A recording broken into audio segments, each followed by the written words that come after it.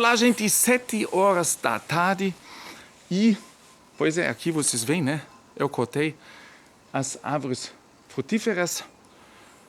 Parei de trabalhar por hoje chega, porque nós temos um monte de coisa. Ainda não cortei a cerca viva, alguns arbustos ainda faltam e lá no outro lado da casa ainda tem também um monte de arbustos ainda para cortar. Isso tudo eu vou ter que fazer ainda nos próximos dias, mas tudo a gente faz passo a passo, né? O tempo está ajudando, está gostoso para fazer.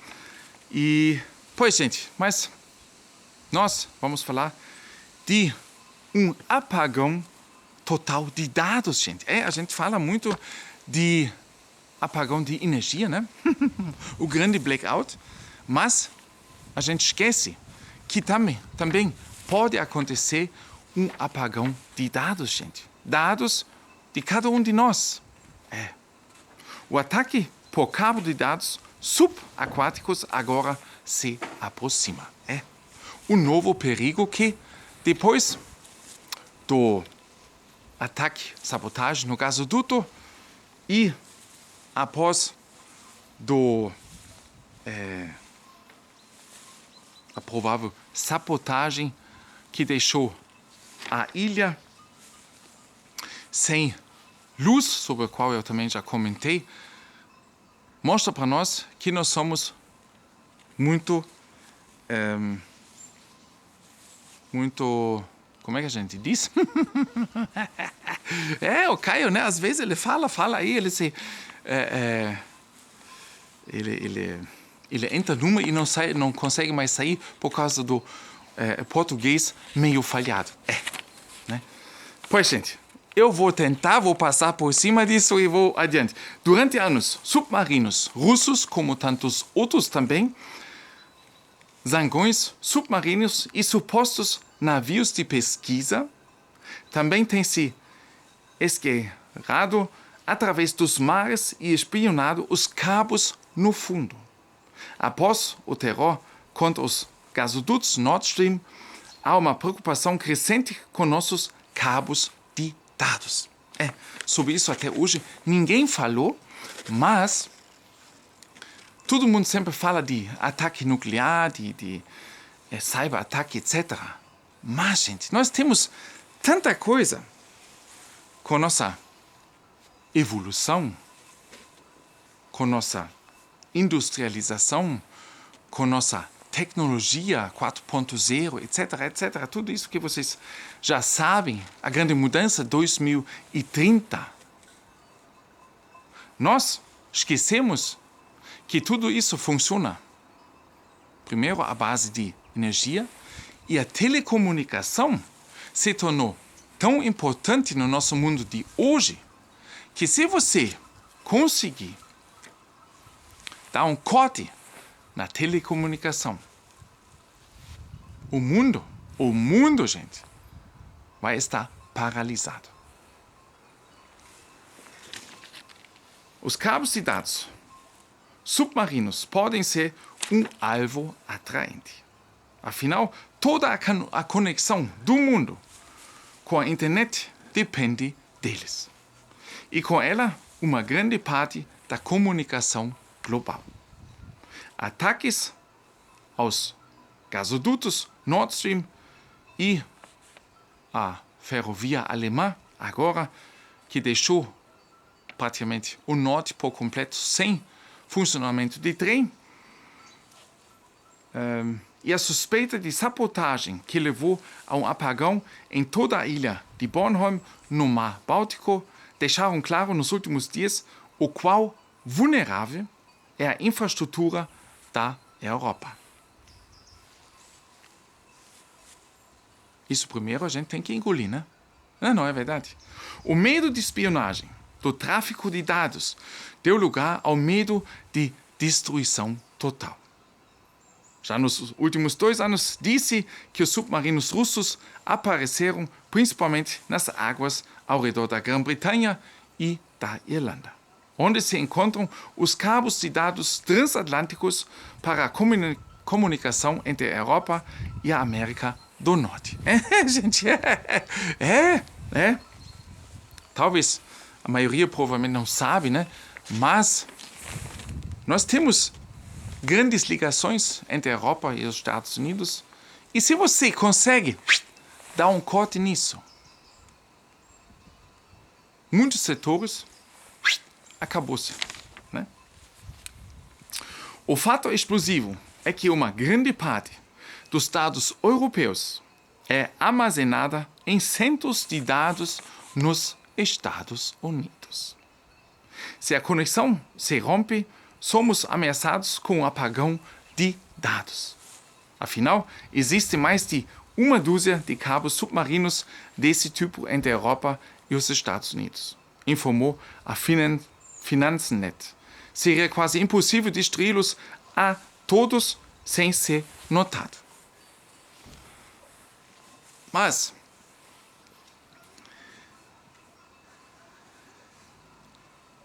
basta, talvez, destruir uns ou outros para realmente a gente entrar em confusão. Perda de dados valiosos. E você já pode imaginar, dados europeus são armazenados nos Estados Unidos. O que diz isso para nós, gente? O que diz isso para nós? Que, na verdade, nós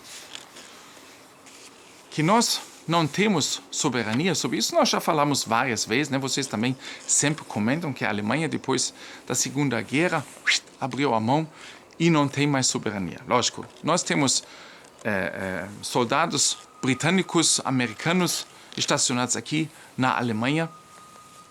Uns anos atrás, nós tínhamos mais ou menos uns 45, 48 mil soldados estrangeiros estacionados aqui, né? E mostra-se mais uma vez que a Alemanha, a Europa, está na mão de outras forças. Como você pode ver, não somos de forma alguma independentes, mas totalmente dependentes. E não é de se admirar, pois asseguramos a cada dia que as forças sejam centralizadas, né? Quanto mais o poder vai se centralizando, menos chance nós temos. Nós, depois da Segunda Guerra, tivemos que abrir as mãos da nossa soberania. Até hoje, a gente não conseguiu recuperar. O governo não se mostrou forte que chega. Apesar de ser a quarta maior economia do mundo. Hoje, a gente já tinha um lugar superior a isso, né? Não se consegue deixar de lado que outros mandam aqui no país, né? E por incrível que pareça, com a União Europeia, a Comissão Europeia, o governo alemão, aquele poder que ele ainda teve, ele também soltou e passou adiante. Agora, hoje em dia, a Comissão Europeia diz o que nós temos que fazer. Esses dias eu fiz um vídeo onde a Comissão Europeia votou e ordenou aos estados, governos dos estados, para fazer entregas de tanques à Ucrânia. Sabe? Então, isso mostra claramente que a gente está cada vez mais dependente. E o povo ainda, sabe? O povo ainda faz com que cada um de nós fica cada vez mais dependente. Por quê, gente? Por quê? Sabe por quê? Sabe por quê? Porque compra no Amazon, usa o cartão de crédito para pagar as contas, que sejam mínimas, mas se você vai num supermercado aqui na Alemanha, nos últimos 2 anos mudou muito. Depois do bichinho e a propaganda em cima disso, que o dinheiro vivo está sujo e pode transmitir. Muitas pessoas deixaram. Hoje em dia pagam. E os jovens, muitos deles, eles têm orgulho de pagar com cartão porque é chique. Eles conseguiram colocar nas mentes das pessoas que isso é trendy, isso é muito chique fazer isso, né? Mas eles não percebem que cada vez, com cada compra que eles fazem, apoiando grandes indústrias, instituições, eles passam o poder para eles. Né? Aqui, por exemplo, o Amazon é uma empresa, a gente tem que dizer a verdade, é uma empresa boa, funciona muito bem, né? Isso também faz com que muitos compram lá também, porque realmente, se eles dizem, daqui a 2, 3 dias está aí, chega. É bem difícil isso não acontecer. Né? Mas o que acontece? Eles entram agora no mercado de entrega de pacotes, de correio. Eles começam a dominar o setor. Eles têm os seus próprios supermercados. Eles começam a dominar. Os supermercados, os primeiros, funcionam só à base de chips eletrônicos. Sabe? Então, a dependência se torna cada vez mais forte. Né? Eles dão cartão de crédito, eles têm supermercados onde você pode comprar e tudo que você põe, isso é registrado, tudo automaticamente e depois você paga com o cartão, né? E eles sabem muito bem quem é você, o que você faz, quais são as suas preferências e onde se encontra o seu ponto frágil. Esse é o nosso grande problema. Forte abraço, mão no coração.